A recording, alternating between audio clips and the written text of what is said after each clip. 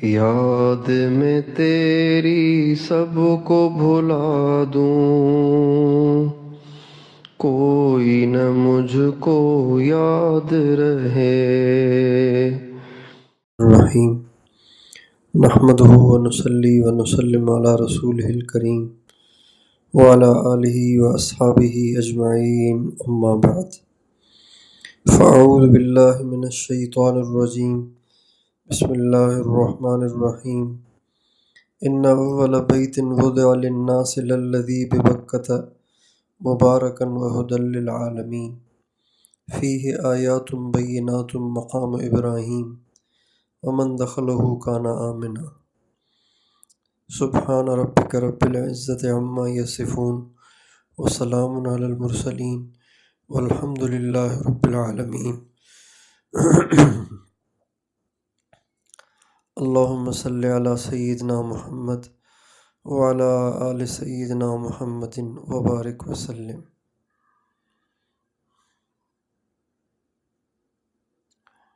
اللہ تعالیٰ نے اس شہر کو یہ فضیلت بخشی ہے کہ اس میں اللہ کا سب سے بڑا گھر ہے، اور اسی وجہ سے اللہ تعالیٰ نے اس شہر کے بارے میں فرمایا وَمَن دَخَلَهُ كَانَ آمِنًا، جو اس میں داخل ہو گیا وہ امن میں ہے۔ اس لیے فقہی مسئلہ ہے کہ اگر کوئی مکہ معظمہ میں آ جائے تو اس کو نقصان نہیں دے سکتے،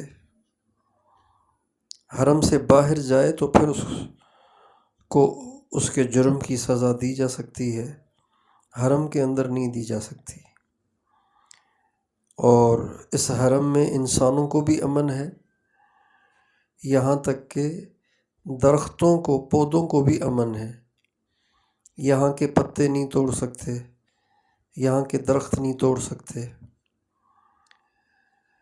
تو اللہ تعالیٰ نے اس شہر کو عجیب عظمت بخشی ہے۔ قرآن مجید میں چند چیزوں کی اللہ تعالیٰ نے قسم کھائی ہے، ان میں سے ایک یہ مکے کا شہر بھی ہے۔ اللہ تعالیٰ فرماتے ہیں وَالتِّینِ وَالزَّیْتُونِ وَطُورِ سِینِین وَهَٰذَا الْبَلَدِ الْأَمِین، قسم ہے اس شہر کی جو کہ امن والا ہے۔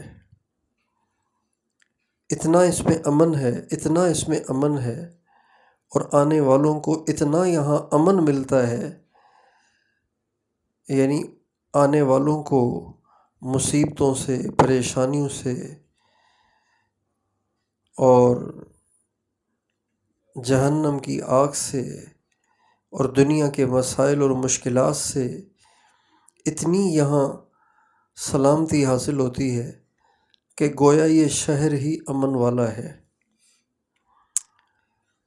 تو اللہ تعالیٰ نے اس شہر کی قسم کھائی ہے، جس شہر میں آپ اور ہم آج بیٹھے ہیں، اس شہر کی اللہ نے قسم کھائی ہے۔ قسم تو بڑی چیز کی کھائی جاتی ہے، چھوٹی چھوٹی چیزوں کی قسم نہیں کھاتے۔ اللہ تعالیٰ نے اس شہر کی قسم کھائی ہے۔ اس شہر میں اللہ کا گھر ہے، وہ اللہ کا گھر جو گویا اللہ کا بدل ہے۔ اللہ تعالیٰ سے ملاقات تو دنیا میں ہو نہیں سکتی، تو اللہ تعالیٰ نے اپنی تجلی یہاں ڈالی ہے، اور اس تجلی کو چونکہ ہم سارے دیکھ نہیں سکتے، اس لیے اللہ تعالیٰ نے فرشتوں کے ذریعے، پھر حضرت آدم علیہ السلام کے ذریعے، پھر حضرت ابراہیم علیہ السلام کے ذریعے دیواریں بنوا کے نشاندہی کر دی کہ تجلی اس کے اندر ہے۔ یہ دیواریں اس تجلی اور اس نور کی نشاندہی کے لیے ہیں۔ تو جو بیت اللہ تک آ گیا اور اس نے بیت اللہ کو دیکھا تو گویا اس نے اللہ کو دیکھا، اور جو بیت اللہ سے چمٹا گویا اللہ سے چمٹا، جو بیت اللہ سے لپٹا وہ گویا اللہ سے لپٹا۔ اور اللہ کی طرف رخ کر کے نماز پڑھنی چاہیے، اللہ کے سامنے جھکنا چاہیے، لیکن چونکہ اللہ سمت سے پاک ہے، جہت سے پاک ہے، رخ سے پاک ہے، یوں نہیں کہہ سکتے اللہ ادھر ہے۔ جب کہیں گے نا اللہ ادھر ہے، اس کا مطلب ہے پھر ادھر تو نہ ہوا۔ اللہ سمت سے پاک ہے، اس لیے اللہ تعالیٰ نے اپنی تجلی ڈالی کہ یہ گویا اللہ کا بدل ہے، اس کی طرف رخ کر کے ہمیں سجدہ کرنا ہے۔ تو ہم دنیا میں کہیں بھی ہوں تو ہم اس بیت اللہ کی طرف رخ کر کے نماز پڑھتے ہیں۔ دنیا کے تمام مسلمان بن دیکھے بیت اللہ کے ڈائریکشن میں، بیت اللہ کی سمت میں رخ کر کے نماز پڑھتے ہیں۔ کتنے خوش قسمت ہیں ہم اور آپ کہ جس کعبے کی طرف رخ کر کے دنیا کے تمام انسانوں کو نماز پڑھنے کا حکم ہے۔ عورت گھر میں پڑھے تو رخ اس کا ہی اس کعبے کی طرف ہونا چاہیے۔ دکاندار اگر دکان میں پڑھ رہا ہے تو رخ اس کا اس کعبے کی طرف ہونا چاہیے۔ ملازم اگر دفتر میں نماز پڑھ رہا ہے تو اس کا رخ اس کعبے کی طرف ہونا چاہیے۔ سمندر کا سفر کرنے والے اگر بحری جہاز میں نماز پڑھ رہے ہیں تو ان کا رخ اس کعبے کی طرف ہونا چاہیے۔ جہاز میں اڑنے والے اگر نماز پڑھ رہے ہیں تو ان کو بھی اپنا رخ اس کعبے کی طرف کرنا ہے۔ افریقہ کے جنگل میں کسی نے نماز پڑھنی ہے تو اس نے بھی اپنا رخ اس کی طرف کرنا ہے۔ جزیرۃ العرب کے کسی صحرا میں نماز پڑھنی ہے تو بھی اس کا رخ ادھر ہونا چاہیے۔ اور روس کے کسی گلیشیئر میں کسی نے نماز پڑھنی ہے، برفانی علاقے میں نماز پڑھنی ہے تو رخ اس کو اپنا رخ اس کو اس کعبے کی طرف کرنا ہے۔ فجی آئی لینڈ ہو یا کینیڈا ہو یا انڈونیشیا ہو، دنیا کا کوئی بھی ملک ہو، تمام بر اعظموں میں کسی نے کہیں بھی، یہاں تک کہ اگر چاند پہ بھی کوئی چلا جائے، اس سے بھی اوپر کوئی چلا جائے، اگر اس نے نماز پڑھنی ہے تو اس نے اس کعبے کی طرف منہ کر کے نماز پڑھنی ہے۔ اور جو کوئی جہاں ہوتا ہے اس کو وہاں کعبہ نظر نہیں آتا، بس سمت ہوتی ہے صرف کعبے کی۔ اللہ کی رحمت سے اللہ تعالیٰ نے ہمیں یہ سعادت بخشی ہوئی ہے کہ اب ہم کعبے کے پاس رہ رہے ہیں اتنے دنوں سے، اور ہم روزانہ کعبے کا دیدار کرتے ہیں، روزانہ اپنی آنکھوں کو ٹھنڈا کرتے ہیں، اور جن کو اللہ موقع دیتے ہیں وہ نیچے جا کر کعبے کو چھو کر بھی آتے ہیں، کعبے سے چمٹ اور لپٹ کر بھی آتے ہیں، اور کعبے کو چوم کے بھی آتے ہیں۔ تو یہ کتنی بڑی ہماری سعادت ہے۔ ہمیں اللہ تعالیٰ کا اس نعمت پہ بہت شکریہ ادا کرنا چاہیے، روتے رہنا چاہیے، چلتے پھرتے اللہ تعالیٰ سے باتیں کرنی چاہیے۔ یا اللہ، آپ نے مجھ پہ کتنا کرم کر لیا، میری کیا اوقات ہے، کیا میرے اعمال ہیں، کیا میرے کرتوت ہیں۔ یا اللہ، مجھے تو آپ میرے سے زیادہ جانتے ہیں، میں بھی اپنی اتنی برائیاں نہیں جانتا جتنی میری برائیاں آپ جانتے ہیں۔ آپ نے ستاری کا معاملہ فرما کے میرے جیسے گندے بدکار اور بے عمل اور سیاہکار کو آپ نے اس مقدس شہر میں پہنچا دیا اور کعبے کا دیدار کرا دیا۔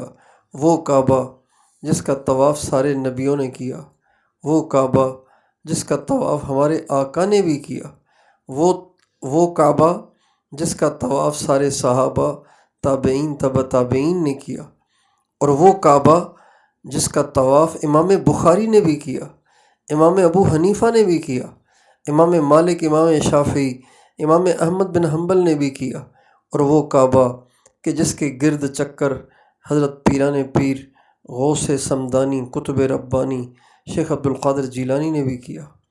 حضرت شیخ سعدی فرماتے ہیں کہ میں نے حضرت شیخ عبد القادر جیلانی رحمۃ اللہ علیہ کو اسی کعبے کے آس پاس جو مطاف ہے، جہاں ہم طواف کرتے ہیں نا، اس کو مطاف کہتے ہیں، اب تو وہاں سنگ مرمر کی اینٹیں اور ٹائلیں لگی ہوئی ہیں، پہلے زمانے میں یہاں مٹی ہوتی تھی، لیکن کیچڑ سے بچنے کے لیے یہاں پہ پتھریاں بچھا دی گئی تھیں، چھوٹی چھوٹی پتھریاں بچھا دی گئی تھیں تاکہ اگر بارش ہو تو کیچڑ نہ ہو۔ تو حضرت شیخ سعدی کہتے ہیں کہ میں نے دیکھا کہ حضرت پیران پیر ولیوں کے سردار اور ولیوں کے بادشاہ اور غوثوں کے غوث اپنا ماتھا بیت اللہ کے مطاف میں پتھریوں پہ رکھ کے زار و قطار رو رہے ہیں اور یوں کہہ رہے ہیں، من نہ گویم کہ طاعتم بپذیر، قلم عفو بر گناہم کش۔ اے اللہ، میں یوں نہیں کہتا کہ میری عبادتیں آپ قبول کر لیں، میری عبادتیں اس قابل کہاں کہ جس کی قبولیت کی میں درخواست کروں، بس میری درخواست اتنی ہے کہ میرے گناہوں پہ قلم پھیر دے، میرے گناہوں کو معاف کر دے۔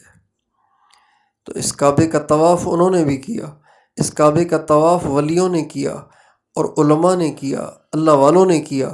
اس کعبے کے طواف کی اللہ تعالیٰ نے ہمیں اب سعادت دی ہے، تو کوشش کریں ہم اپنے اوقات کو ضائع نہ کریں، زیادہ سے زیادہ اوقات بیت اللہ کے قریب گزارنے کی کوشش کریں، بیت اللہ کو دیکھنے کی کوشش کریں۔ اور صرف طواف ہی عبادت نہیں ہے، بیت اللہ کا دیدار بھی عبادت ہے۔ طواف کر کر کے تھک جائیں، پھر بیٹھ جائیں، سامنے بیٹھ کے کعبے کو دیکھتے رہیں۔ بیٹھ کے کعبہ نظر نہیں آتا، کھڑے ہو کے کعبے کو دیکھتے رہیں۔ تھک جائیں پھر بیٹھ جائیں، تھوڑی دیر کے بعد پھر اٹھ جائیں، پھر کعبے کو دیکھتے رہیں۔ کعبے کو آپ دیکھ رہے ہیں تو گویا آپ اللہ کو دیکھ رہے ہیں۔ اللہ کا نور یہی ہے، اللہ نے اپنے بدل کے طور پر ہمیں کعبہ دیا ہے۔ تو اللہ تعالیٰ ہمیں اس سفر کی قدردانی عطا فرمائے۔ اللہ تعالیٰ فرماتے ہیں کہ سب سے پہلا گھر جو دنیا میں بنایا گیا لوگوں کے نفع کے لیے، وہ گھر ہے جو مکے میں ہے۔ للذی ببکۃ، وہ گھر ہے جو مکے میں ہے، مبارکن، اور وہ بڑا برکتوں والا ہے۔ برکتوں والا یوں بھی ہے کہ یہ ہمیشہ سے، یہ جب سے دنیا بنی ہے تب سے اللہ نے بنایا ہے، اور یہ اب تک ہے اور یہ آئندہ بھی رہے گا۔ قیامت کے قریب آ کے ایک حبشی کالا اس کو شہید کرے گا اور پھر قیامت قائم ہوگی۔ اور تو یہ برکتوں والا ہے کہ اتنا عرصہ گزرنے کے بعد بھی اس کی مرجعیت میں فرق نہیں آیا، اس کی کشش اور جاذبیت میں فرق نہیں آیا۔ ہزاروں سال پہلے بھی دنیا اس کو دیکھنے کے لیے دیوانی تھی، آج بھی اس کو دنیا دیکھنے کے لیے دیوانی ہے، اور آئندہ بھی اس کو دیکھنے کے لیے دنیا کے لوگ دیوانے رہیں گے۔ اور برکتوں والا یوں بھی ہے کہ اس میں ساری دعائیں قبول ہوتی ہیں۔ اللہ تعالیٰ نے یہاں عجیب دعاؤں کی قبولیت رکھی ہے، زبان پہ آتا ہے اور ہوتا ہے، دل میں بھی خیال آئے تو اللہ تعالیٰ اس کو پورا کر دیتے ہیں۔ ایسی یہاں برکتیں ہیں۔ اور ہدن للعالمین، دوسری اس کی صفت یہ ہے کہ یہ عالمین کے لیے ہدایت ہے، یعنی قیامت تک کے تمام انسانوں کے لیے ہدایت ہے۔ مشائخ نے لکھا ہے کہ اللہ تعالیٰ کی رحمت سب سے پہلے بیت اللہ پہ اترتی ہے، دنیا میں کہیں بھی پہلے رحمت نہیں، پہلے یہاں آتی ہے، یہاں سے پھر دنیا کی تمام مسجدوں میں تقسیم ہوتی ہے۔ اللہ کی رحمت یہاں آتی ہے اور یہاں سے دنیا کی تمام مسجدوں میں تقسیم ہوتی ہے۔ یہ مرکز ہے، یہ اللہ کی تجلیات اور رحمت کا مرکز ہے۔ اللہ تعالیٰ نے ہمیں مرکز کے قریب پہنچا دیا ہے۔ ہم لوگ سندھ کے رہنے والے ہیں، تو ہمارے ہاں جب کوئٹہ میں سردی ہو اور وہاں ٹھنڈی ہوا چلے تو ہم اپنے علاقے میں، جو کہ وہاں سے کوئی 1200 کلومیٹر دور ہوگا یا 1000 کلومیٹر دور ہوگا، ہم یہاں اس کی ٹھنڈک محسوس کرتے ہیں۔ ہوائیں کوئٹہ میں چلتی ہیں، 1000 کلومیٹر دور ہم یہاں اپنے علاقے میں شدید سردی اور شدید خشکی محسوس کرتے ہیں، چونکہ کوئٹہ کا علاقہ خشک ہے، وہاں کی سردی بھی خشک ہوتی ہے، جلد خشک ہو جاتی ہے، ہونٹ پھٹ جاتے ہیں، اس کا اثر ہم 1000 کلومیٹر دور تک محسوس کرتے ہیں۔ جب یہاں ہمارے ہاں سردی کا یہ عالم ہوتا ہے، وہاں کی سردیوں کے اثر کی وجہ سے، آپ بتائیے جو خود کوئٹہ چلا جائے اس کو کتنی سردی لگے گی؟ تو دنیا کی تمام مسجدوں میں آپ جائیں تو سکون محسوس ہوتا ہے، ٹینشن اتر جاتی ہے، دل کو سکون ملتا ہے، راحت ملتی ہے۔ دنیا کی کسی بھی مسجد میں آپ چلے جائیں، وہاں آپ کو سکون ملے گا۔ جب دنیا کی ہر مسجد میں سکون ہے، جبکہ وہاں پر سکون اور سکینہ اور رحمت یہاں سے تقسیم ہو کر تھوڑی سی آئی ہے، تو بتائیے جو مرکز ہے جہاں اصل رحمت کا نزول ہے، وہاں پہ اللہ کی کتنی رحمت ہوگی، کتنا سکون ہوگا۔ اس لیے ہمیں چاہیے کہ ہمیں مکہ معظمہ کے قیام کے دوران اپنی تمام تر توجہ بازار کی بجائے، اپنے کھانے پینے اور سونے کی بجائے بیت اللہ کی طرف رکھنی چاہیے۔ اپنی پوری دل کی توجہ بیت اللہ کی طرف رکھنی چاہیے۔ جب آپ بیت اللہ کی طرف اپنی توجہ کو فوکس کریں گے، جمائیں گے، تو آپ اپنے دل میں عجیب نور اور سکون اور راحت محسوس کریں گے۔ جیسے کسی کو سر میں درد ہو نا، وہ کھانا بھی کھا رہا ہو تو دھیان سر کی طرف ہوتا ہے۔ کسی کو ڈاڑھ میں درد ہو اور وہ گاڑی چلا رہا ہو، تو گاڑی تو چلا رہا ہوتا ہے لیکن ساری توجہ اس کی ڈاڑھ میں لگی ہوتی ہے کہ مجھے بڑا شدید درد ہو رہا ہے۔ کسی کے ساتھ بات بھی کر رہا ہو تو توجہ ساری ڈاڑھ کی طرف لگی ہوتی ہے، اس لیے کہ درد ہے۔ اسی طرح ہم یہاں کھائیں گے بھی، پئیں گے بھی، سوئیں گے بھی، چلیں گے بھی، پھریں گے بھی، آئیں گے بھی، جائیں گے بھی، لیکن ہمارا دل بیت اللہ کے ساتھ چپکا رہے، بیت اللہ کی طرف متوجہ رہے، اس لیے کہ وہاں اللہ کا نور ہے، اللہ کی تجلی ہے، تجلی ذاتی ہے، صفاتی نہیں۔ اللہ کی تجلیات صفاتی بھی ہیں، اللہ کی تجلیات ذاتی بھی ہیں۔ اللہ کی صفت ذات جو تجلی ذاتی ہے نا، اس میں ہیبت ہے، جلال ہے، کبریائی ہے۔ اسی وجہ سے بیت اللہ کو دیکھ کے ایک ہیبت سی آدمی پہ طاری ہو جاتی ہے۔ اللہ تعالی ہمیں اپنے دل کو بیت اللہ کے ساتھ مربوط رکھنے اور منسلک رکھنے اور جوڑے رکھنے کی توفیق عطا فرمائے۔ یہ کیفیت ہم بنائیں، یہاں پہ اپنا دل بیت اللہ کے اندر ایک نور کا ستون ہے جس کی نشاندہی بیت اللہ کی دیواروں کے ذریعے سے کی گئی ہے۔ میرا دل اس کے ساتھ چپکا ہوا ہے اور وہ ایک نور کا سمندر ہے۔ وہاں سے وہ نور میرے دل میں، میرے سینے میں، میرے سارے وجود میں داخل ہو کر میرے روئیں روئیں کو منور کر رہا ہے۔ اللہ تعالی ہم سب کو یہاں کے ادب آداب کی توفیق دے اور یہاں صحیح اوقات گزارنے کی توفیق عطا فرمائے۔ وآخر دعوانا ان الحمد للہ رب العالمین۔